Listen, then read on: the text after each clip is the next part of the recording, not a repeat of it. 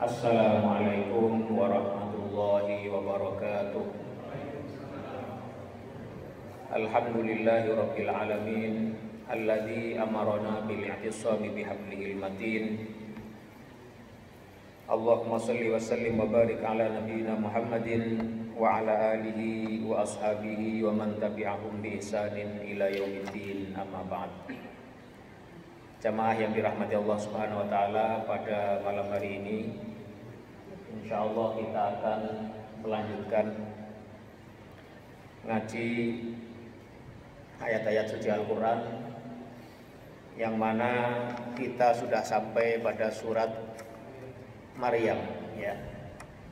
Silahkan yang membawa mushaf dibuka mushafnya, yang membawa HP atau gadget silakan bisa dibuka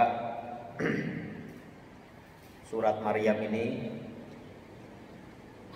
Surat Maryam kemarin sudah kita jelaskan bahwasanya surat Maryam ini termasuk golongan surat Makkiyah atau surat yang ayat-ayatnya turun di Mekah atau sebelum Nabi Muhammad SAW hijrah.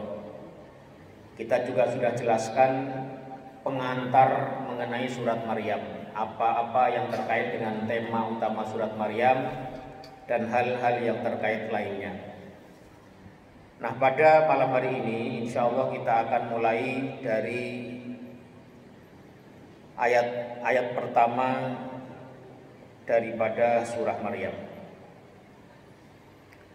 Ya, kita baca dulu ayatnya. A'udzu billahi minasyaitonir rajim.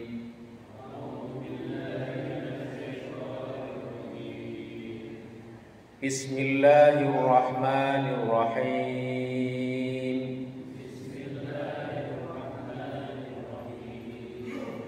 Kaf ha ya ain sad.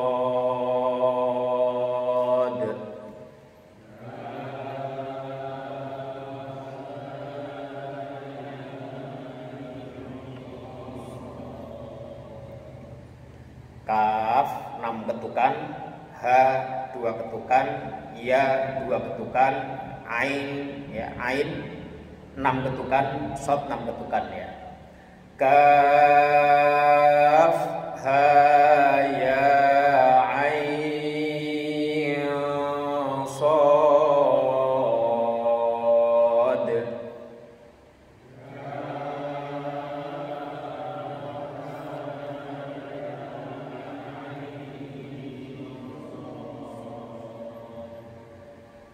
Dzikru rahmati rabbika 'abdahu Zakaria.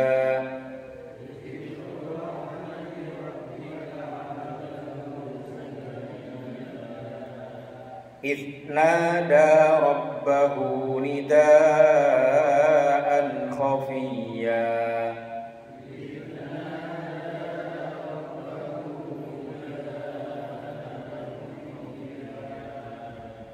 Idh itu bukan idh ya, enggak ada the-nya. Idh ya, bukan idh. Idh ya, idh. Bukan idh ya. Kadang orang Indonesia baca zal itu idh wa idh. Nah, itu enggak ada the-nya ya. Qala rabbi inni wahanal 'azmu minni washta'ala ar-ra'su shayba.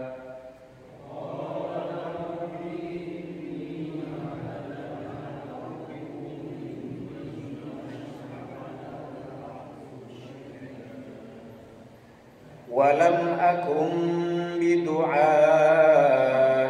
rabbi syaqiyya.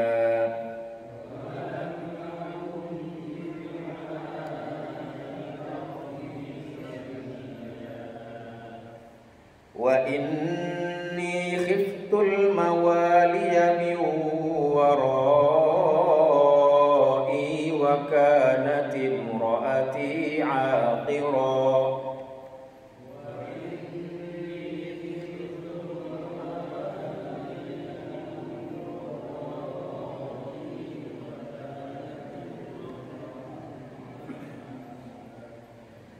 wa kanat imraati aqiran fahab li min ladunka waliya.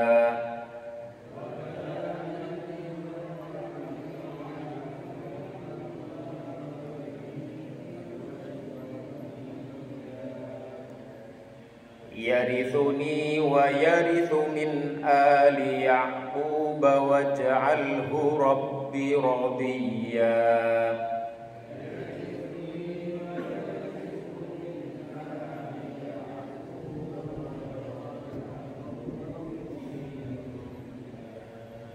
Ya, kita baca 6 ayat saja.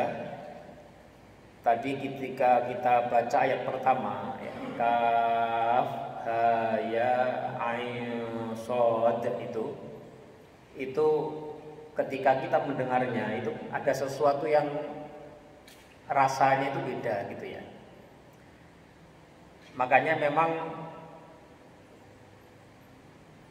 ayat-ayat yang seperti ini, seperti kaf ha ya ain shad atau alif lam mim atau ha mim atau yang sejenisnya, itu memang tidak diketahui maknanya. Para ulama itu mengatakan bahwasanya permulaan surat yang didahului dengan kalimat-kalimat seperti ini atau dengan ayat-ayat yang seperti ini, seperti alif lam mim, ha mim, ain sin qaf, ya, kaf ha ya ain shad, toha yasin, itu mereka biasanya mengatakan wallahu a'lamu bimuradihi. Allah Maha tahu tentang apa maksud daripada kalimat-kalimat tersebut. Tetapi ketika kita mendengar ayat itu diucapkan, itu ada sesuatu yang berbeda ya. Jadi kaf ha ya ain shad. Jadi orang-orang Arab pun yang biasanya mereka berbicara dengan bahasa Arab, itu ketika mendengar kalimat seperti ini, mereka perhatiannya menjadi tertarik kepada apa yang mau disampaikan. Makanya para ulama banyak yang berpendapat, selain mereka menyatakan bahwasanya ayat ini adalah bagian dari ayat-ayat mutasyabihat yang la ya'lamu ta'wilahu illallah, yang tidak mengerti artinya maksudnya kecuali Allah. Atau kalau dilanjutkan ayatnya warrasikhuna fil ilmi, dan orang-orang yang ilmunya benar-benar dalam. Nah, para ahli tafsir sekali lagi mayoritas mereka mengatakan wallahu a'lam bimuradihi. Maksudnya apa Allah lah yang Maha tahu. Ada sebagian riwayat yang menyatakan bahwasanya kaf ha ya ain shad ini adalah nama daripada nama Al-Qur'an. Ada yang menyatakan ini adalah nama dari salah satu nama Allah Subhanahu wa taala. Tapi riwayat-riwayat tersebut itu tidak bisa dijadikan dasar karena tidak bisa dibuktikan validitasnya. Ada juga riwayat dari Ibnu Abbas misalnya, kaf ha ya ain shad itu adalah singkatan dari sifat-sifat Allah Subhanahu wa taala. Kaf itu kafin misalnya, ha itu hadin, dan seterusnya. Ya, kafin itu yang mencukupi kebutuhan makhluknya, hadin itu yang memberikan petunjuk pada makhluknya, dan seterusnya. Tetapi riwayat-riwayat tersebut semuanya tidak bisa dijadikan sandaran secara pasti mengenai makna daripada ayat ini atau ayat-ayat yang sejenis. Namun para ulama tafsir selain tadi menyerahkan makna daripada kaf ha ya ain shad ini kepada Allah Subhanahu wa taala, mereka kemudian berijtihad mencoba untuk mendalami apa hikmah daripada disebutnya kalimat tersebut. Maknanya mungkin tidak diketahui, ya. Tetapi maksudnya apa? Tentu itu bisa dicari. Kenapa? Karena Al-Quran itu semuanya Allah turunkan kepada umat manusia itu dengan faedah. Tidak mungkin ada satupun ayat, tidak mungkin ada satupun kalimat yang tidak memiliki maksud dari diturunkannya ayat atau kalimat tersebut. Nah, maksudnya apa? Allah Subhanahu wa taala di ayat seperti ini ataupun di ayat-ayat lain menempatkan huruf-huruf yang tidak ada artinya yang diketahui secara pasti tadi.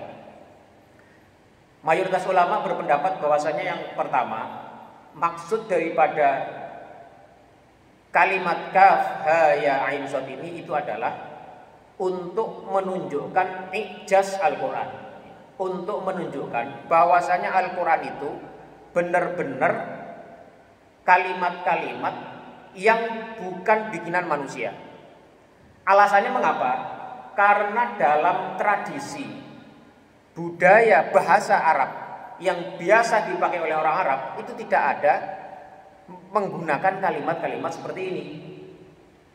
Jadi kalau Nabi Muhammad dituduh sebagai dia belajar kepada orang-orang tertentu, ya. Tapi ada satu pola yang pola itu tidak pernah dikenal oleh orang Arab, bangsa Arab saat itu.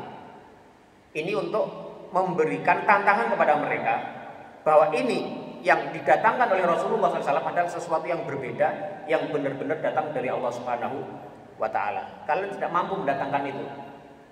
Yang pertama. Yang kedua, ada sebagian ulama yang pernah saya baca itu, misalnya Syekh Mutawalli Sya'rawi, itu seorang mufasir besar yang dari Mesir ya. Beliau pernah mengatakan ya, dalam satu kitabnya itu, Rasulullah SAW itu adalah seorang yang ummi. Ummi itu tidak bisa menulis, tidak bisa membaca. Nabi SAW tidak pernah belajar membaca maupun belajar menulis. Nah, biasanya orang yang tidak pernah belajar membaca maupun menulis, dia tidak bisa mengeja satu kalimat. Misalnya, ini Budi. Itu kalau orang nggak pernah sekolah, disuruh mengeja ini Budi, INIBUDI, itu nggak bisa. Ya. Coba anak kecil yang belum pernah sekolah, misalnya diajak, ayo makan, di spell, dieja, itu nggak akan bisa dia.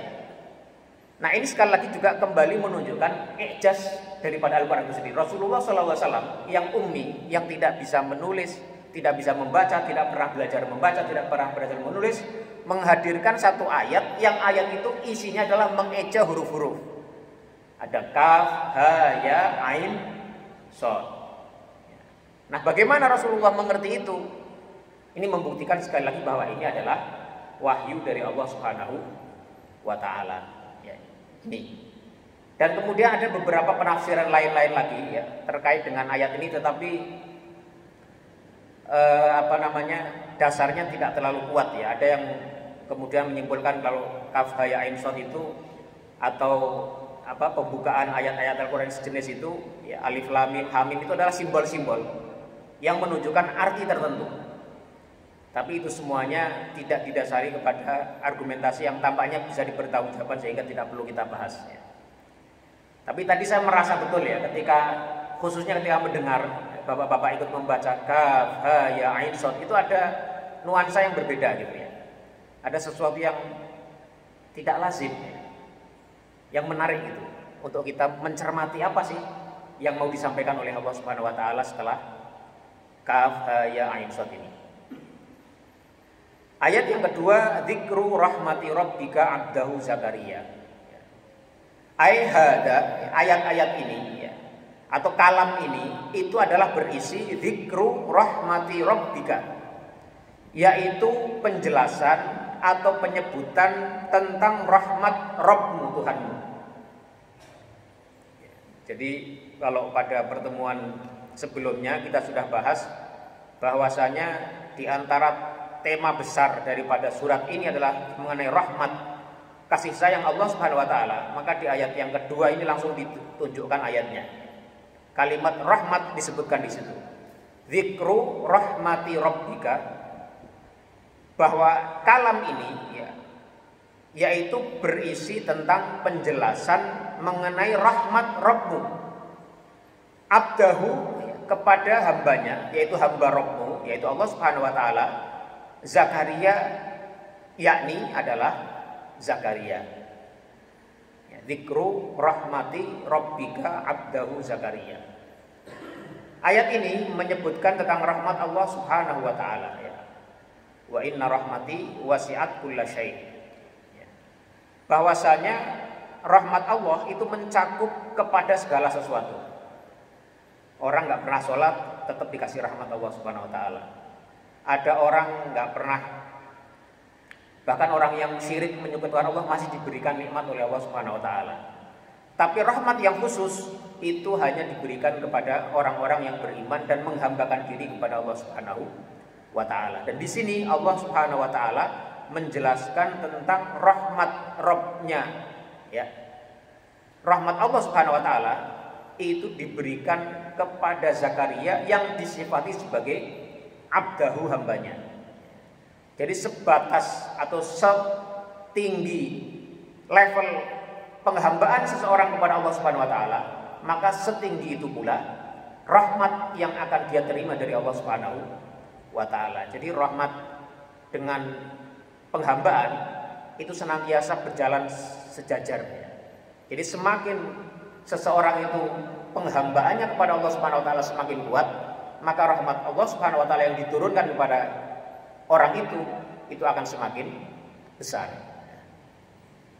Dan Allah Subhanahu wa taala di sini sekali lagi mensifati hambanya, mensifati nabinya, mensifati Zakaria, Nabi Zakaria itu dengan abdahu, ya, dengan hambanya.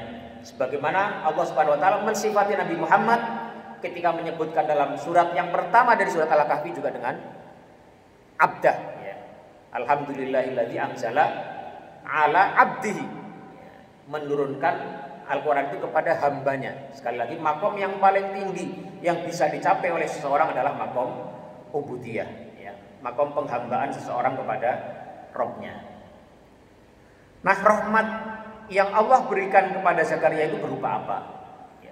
Idnada rabbahu nidaan khafiyya, yaitu ketika dia, Nabi Zakaria itu berdoa, bermunajat, memohon, memanggil rabbahu, Tuhannya, nidaan khafiyya, dengan suara yang lirih atau suara yang lembut.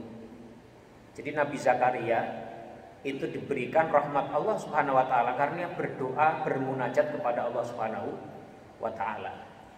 Jadi di antara sifat seorang hamba yang istimewa, yang baik, itu adalah senantiasa bermunajat kepada Allah Subhanahu wa taala. Berdoa itu adalah bagian dari bentuk merasa butuh dengan sifat Allah Subhanahu wa taala, merasa butuh dengan pertolongan Allah Subhanahu wa taala.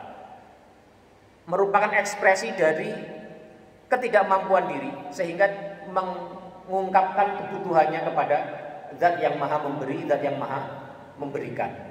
Itu, ya. Jadi sekali lagi, idnada rabbahu nidaan khafiyya.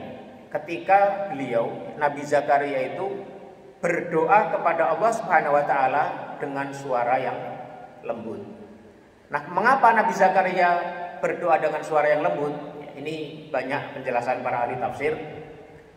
Yang pertama, memang hukum asal orang berdoa itu yang lebih utama adalah dengan suara yang lirih. Wad'uhu tadarruan wa khufyah. Dan berdoalah kalian, surat Al-Maidah ayat 55, ya. Dan berdoalah kalian kepada Allah Subhanahu wa taala tadarruan, dengan penuh merasa hina, merasa rendah, wa khufyah, dan dengan suara yang lirih. Jadi memang doa itu karena yang kita minta adalah Zat yang Maha Mendengar, itu kita tidak perlu berteriak-teriak, tidak perlu menyampaikan doa kita dengan suara yang keras, tapi dengan suara yang lirih. Itu hukum dasar daripada doa. Tetapi dalam kondisi tertentu dibolehkan pula kita memperkeras bacaan kita. Tetapi hukum asal daripada doa yang diinginkan oleh agama ini adalah dengan suara yang lirih. Dan mengapa itu disyariatkan demikian? Karena memang kalau seseorang berbicara kepada pihak yang lebih tinggi, kepada raja, kepada presiden, kepada pimpinannya, itu pasti dia akan menggunakan bahasa yang lembut, yang lirih, tidak teriak-teriak. Kalau orang berbicara keras, itu biasanya orang yang berbicara kepada lawan bicara yang lebih rendah dari dirinya, atau minimal sama, sehingga dia harus berteriak-teriak. Tapi kalau kepada zat yang lebih tinggi, kepada pihak yang kedudukannya lebih tinggi, itu pasti kita akan memperlembut suara kita. Dan itu adalah bagian dari adab kita berdoa, ya. Idnada rabbahu nidaan khafiyya. ketika Nabi Zakaria itu memanggil atau bermunajat, memohon, berdoa kepada Rabb-nya nidaan khafiyah dengan suara yang lembut. Ada sebagian mufassir yang mengatakan bahwasanya berdoa dengan suara yang lembut itu juga punya manfaat. Yang pertama, dia lebih ikhlas ya. Orang itu kalau minta kepada Allah Subhanahu wa taala dengan suara yang lembut itu maka lebih memberikan kebersihan hati mengenai apa yang dia mintakan kepada Allah Subhanahu wa taala. Yang pertama, yang kedua, doa itu bisa berisi macam-macam. Bisa permintaan yang sifatnya ukhrawi, bisa permintaan yang sifatnya duniawi, bisa apapun segala hal. Itu kita dibolehkan berdoa kepada Allah Subhanahu wa taala. Nah, dengan berdoa lirih kita bisa menyembunyikan apa yang mungkin menjadi rahasia kita dari orang-orang yang ada di sekitar kita. Jadi misalnya kita doa ya, minta diberi apa? Ya. Minta diberi apa, Pak? Yang kira-kira kita malu orang lain mendengar. Ya. Pokoknya doa lah, minta apapun kita minta doa kepada Allah Subhanahu wa taala. Kalau kitanya itu lirih, ya, orang lain nggak tahu, itu lebih aman buat kita. Kalau belum dikabulkan pada saat itu juga kita nggak malu juga. Makanya ada sebagian mufassir wakila, itu kalau kita baca tafsir Qurtubi itu ada yang mengatakan mengapa Nabi Zakaria berdoa dengan lirih? Karena beliau itu mau berdoa dengan sesuatu yang kayaknya mustahil.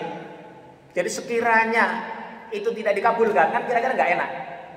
Masa doa Nabi lagi ya, minta doa sesuatu kok nanti nggak dikabulkan, kan malu. Maka berdoa dengan suara yang lirih. Tapi ini nggak terlalu ini sebenarnya, nggak terlalu kuat ya, karena apa iya Nabi Zakaria seperti itu. Tapi yang pasti adalah memang pada dasarnya berdoa itu kita diharapkan dengan suara yang lembut dan suara yang lirih. Karena apa? Karena kita berdoa kepada Zat yang maha dekat.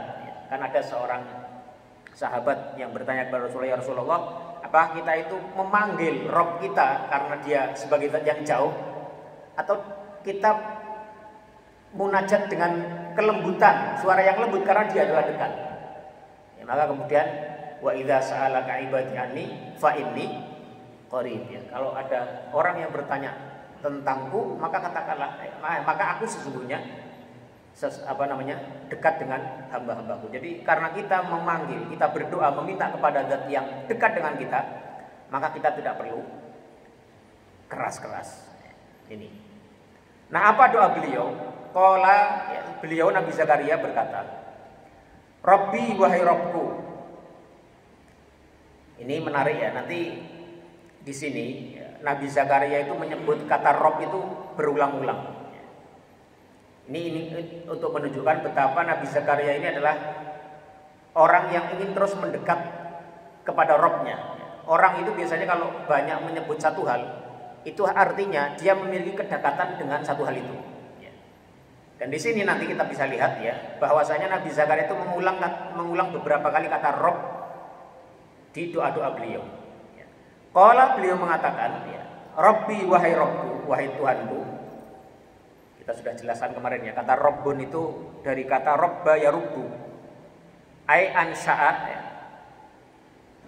Jadi menumbuhkan sesuatu dari satu yang tidak ada, kemudian sampai pada titik kesempurnaan, itu namanya Rabba ya Rubbu ya. Jadi Rabb itu artinya sangat luar biasa. Jadi dialah Zat yang menciptakan alam semesta dari tidak ada, kemudian menumbuhkan alam semesta sampai sekarang seperti ini, termasuk kita dari tidak ada, ditumbuhkan dari janin ya.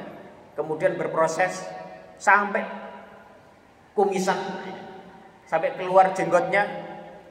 Itu semua adalah karena kita memiliki Tuhan yang punya sifat Rabbun ya, yang menciptakan, kemudian mengelola, menumbuhkan, menjaga, memfasilitasi ya, agar apa yang diberi itu bisa tumbuh sampai pada titik yang sempurna. Qala Rabbi wahai Rabbku. Ini kita jelaskan agar kita ketika berdoa ya Rabbi atau Rabbi itu kita mengerti ya, makna Rabb itu apa sih gitu. Inni wahanal azmu minni.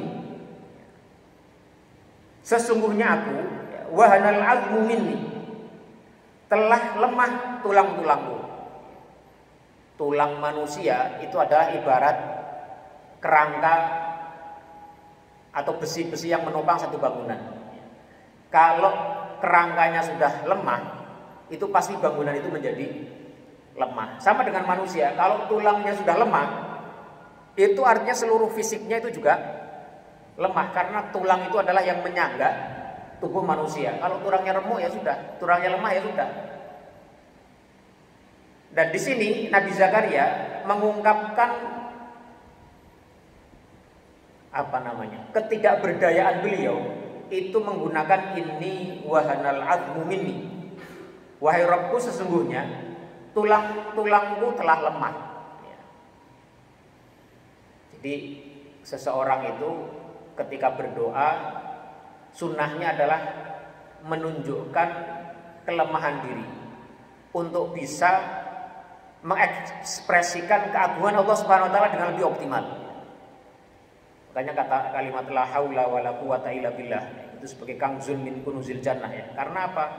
Dia disebut sebagai satu kalimat yang istimewa karena kalimat itu adalah kalimat yang mengindikasikan makna bahwasanya kita itu nggak punya apa-apa. Kita ini nggak punya daya upaya. Kita ini nggak punya kekuatan apapun kecuali berkat bantuan pertolongan Allah Subhanahu wa taala. Dan di sini Nabi Zakaria ketika beliau berdoa kepada Allah Subhanahu wa taala, beliau mengungkapkan kelemahan dirinya. Inni wahanal azmu minni wasta'ala ra'su syaiba. Wasta'ala ay intasyara. Jadi ista'ala itu asli katanya adalah intasyara, menyebar. Dan telah menyebar ya, kepalaku, apa yang menyebar yaitu ubannya. Wasta'ala ra'su syaiba, dan kepalaku telah dipenuhi ya, uban yang menyebar di seluruh kepala. Maksudnya rambutnya yang beruban ya. Jadi ini sekali lagi menunjukkan betapa Nabi Zakaria ingin mengekspresikan kelemahan dirinya di hadapan Allah Subhanahu wa taala. Namun selain itu ya, selain menunjukkan rasa lemah diri di hadapan Allah Subhanahu wa taala, maka seorang yang berdoa juga perlu mengungkapkan optimismenya kepada Allah Subhanahu wa taala. Walam akun bi du'aika rabbi syaqiyya. Dan aku tidak pernah atau belum pernah dalam berdoa kepadamu wahai Rabbku, wahai Tuhanku, syaqiyya itu kecewa karena tidak diijabahi atau dikabulkan doanya. Jadi kalau kita berdoa itu anjurannya adalah kita diharuskan muqinun bil ijabah. Kita harus yakin bahwa doa kita dikabulkan oleh Allah Subhanahu wa taala. Jadi kalau kita berdoa terus kita ragu, wah ini dikabulkan enggak ya gitu. Kira-kira mungkin enggak ya Allah mengabulkan doa saya? Itu enggak bisa seperti itu. Jadi kalau kita berdoa, maka anjurannya adalah kita harus meyakini bahwasanya Allah Subhanahu wa taala akan mengabulkan doa kita. Dan di sini ya, Nabi Zakaria itu bertawasul yang pertama dengan kelemahan dirinya. Jadi kalau kita baca kitab-kitab tafsir itu sebagian menjelaskan bahwasanya apa yang disampaikan Nabi Zakaria tadi itu adalah termasuk bab tawassul ya.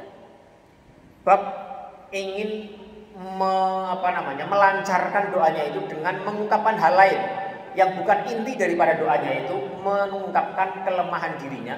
Kemudian yang kedua mengungkapkan optimisme husnudzon kepada Allah Subhanahu wa taala. Walam akun bidu'aika rabbi syaqiyya, dan aku tidak pernah ya merasa kecewa, merasa zong atau merasa di-PHP-in terhadap doa-doa yang pernah disampaikan kepada Allah Subhanahu wa taala. Wa inni ya, dan sesungguhnya aku khiftu al-mawaliya, aku khawatir dengan kerabat-kerabatku, miwaroi, yang datang sepeninggalku. Jadi Nabi Zakaria ini diceritakan beliau sudah sangat tua, ya, sudah berumur, kalau beberapa riwayat menyebutkan beliau sudah berusia 90-an tahun. Ya. Itu beliau sudah bertahun-tahun menikah tapi belum punya keturunan. Dan beliau berdoa kepada Allah Subhanahu wa taala, ya, meminta kepada Allah Subhanahu wa taala untuk diberikan keturunan. Itu yang pertama tadi, dengan mengungkapkan rasa lemah dirinya, ya, di hadapan Allah Subhanahu wa taala. Yang kedua, mengungkapkan husnudzon billah, ya, kepada Allah Subhanahu wa taala, keyakinan bahwasanya Allah Subhanahu wa taala akan memberikan apa yang dia minta. Yang ketiga, beliau menyampaikan kebutuhan mengapa beliau minta diberikan keturunan, yaitu beliau mengatakan wa inni khiftul mawaliya miwarai, karena aku mengkhawatirkan, ya, terhadap kerabatku yang datang sepeninggalku. Jadi menurut beberapa penafsiran itu, Nabi Zakaria sebagai seorang nabi, beliau merasa cemas dengan keberlangsungan dakwah tauhid yang Allah ajarkan kepada beliau. Karena beliau tidak punya keturunan dan saat itu belum ada nabi lain yang bisa menggantikan beliau untuk bisa membimbing keluarga yang akan ditinggalkan oleh Nabi Zakaria, kerabat-kerabat yang ditinggalkan oleh Nabi Zakaria. Wa kanat imraati aqira, padahal istriku adalah seorang yang mandul.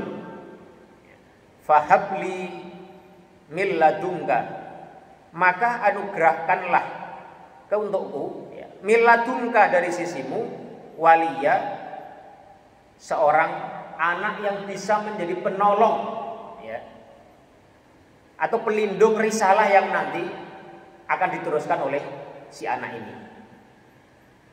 Jadi doanya Nabi Zakaria kepada Allah Subhanahu wa taala ketika beliau meminta seorang anak itu tidak serta-merta hanya meminta anak saja, ya Allah berilah aku anak, tidak, tetapi memberikan alasan mengapa beliau meminta anak itu, yaitu untuk meneruskan risalah dakwah yang beliau khawatirkan sekiranya beliau tidak punya anak yang bisa meneruskan risalah itu, dikhawatirkan nanti orang-orang yang kerabat-kerabat yang ada sepeninggal beliau itu akan bisa lebih jauh daripada agama Allah Subhanahu wa taala.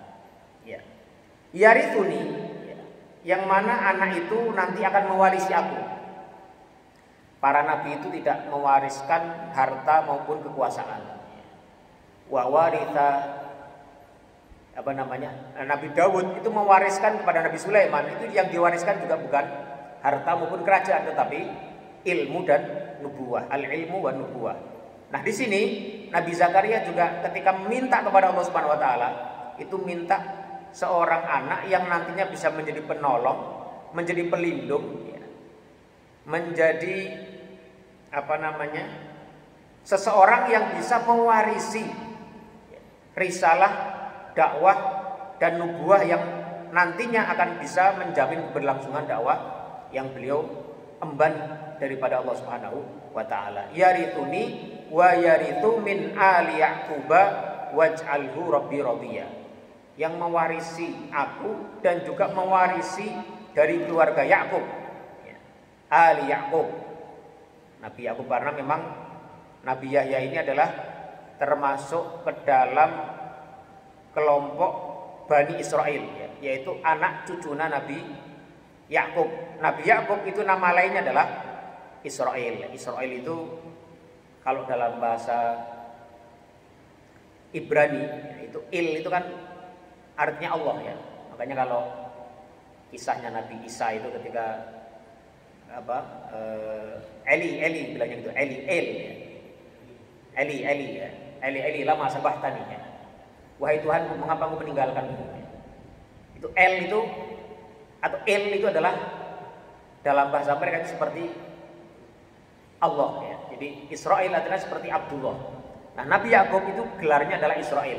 Maka dari itu anak cucunya Nabi Yakub disebut dengan Bani Israel. Dan Nabi Zakaria adalah salah satu seorang nabi yang tumbuh juga dari lingkungan Bani Israel. Maka ketika beliau berdoa ya yarithuni wa yarithu min ali Yaqub, yang mewarisi, yang akan mewarisi dariku dan juga mewarisi dari keluarga besar Nabi Yakub. Waj'alhu rabbi radiyah, dan jadikanlah dia ya Tuhanku ya Rabbku radiyah sebagai orang yang ridho kepada Allah Subhanahu wa taala dan diridhoi.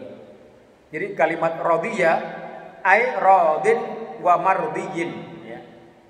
Atau radin wa mardiyun ya. Jadi kata radi itu maknanya bisa berarti isim fa'il, orang-orang yang ridho kepada Allah, ridho kepada seluruh ketentuan Allah Subhanahu wa taala, ridho Allah sebagai Rabbnya, tapi pada saat yang sama juga radi ai mardi, yaitu orang yang diridhoi oleh Allah Subhanahu wa taala. Jadi Nabi Yakub ini doanya kepada Allah Subhanahu wa taala agar diberikan keturunan seorang anak yang bisa mengemban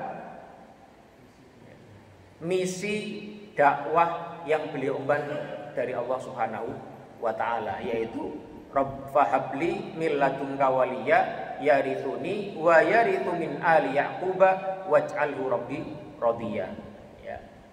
Jadi Allah Subhanahu wa taala itu kan zat yang yang menghendaki menentukan seseorang itu punya anak laki-laki atau anak perempuan, atau laki-laki dan perempuan, atau tidak memberikan anak kepada seseorang. Itu semua adalah hak prerogatif daripada Allah Subhanahu wa taala ya. Apa itu ayatnya itu?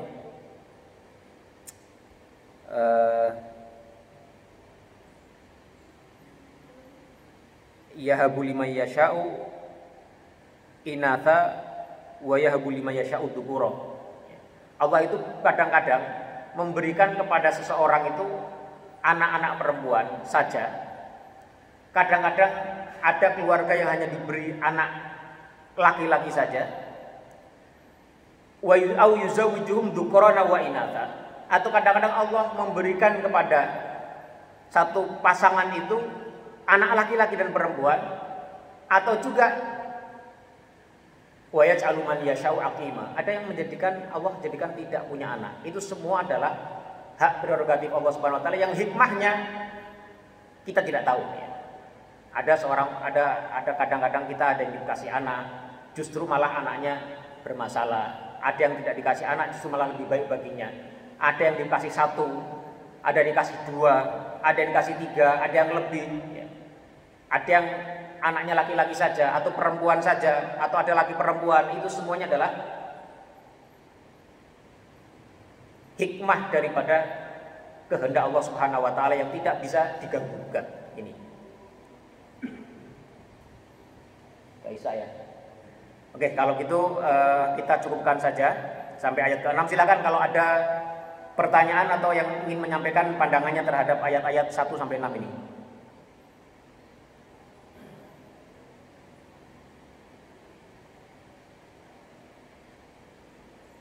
Silakan Bapak-bapak kalau ada yang ingin disampaikan, mungkin barangkali mendapatkan inspirasi dari ayat ini yang belum dijelaskan, agar kita bisa saling memperkaya bacaan kita terhadap ayat-ayat suci ini. Nggak ada? Baik, kalau nggak ada kita cukupkan sekian saja dari ayat 1 sampai ayat 6. Mudah-mudahan ada manfaatnya. Wassallallahu ala nabiyyina Muhammadin wa ala alihi wa sahbihi wa sallama tasliman katsira. Subhanakallahumma wa bihamdika asyhadu an la ilaha illa anta astaghfiruka wa atubu ilaik. Wassalamualaikum warahmatullahi wabarakatuh.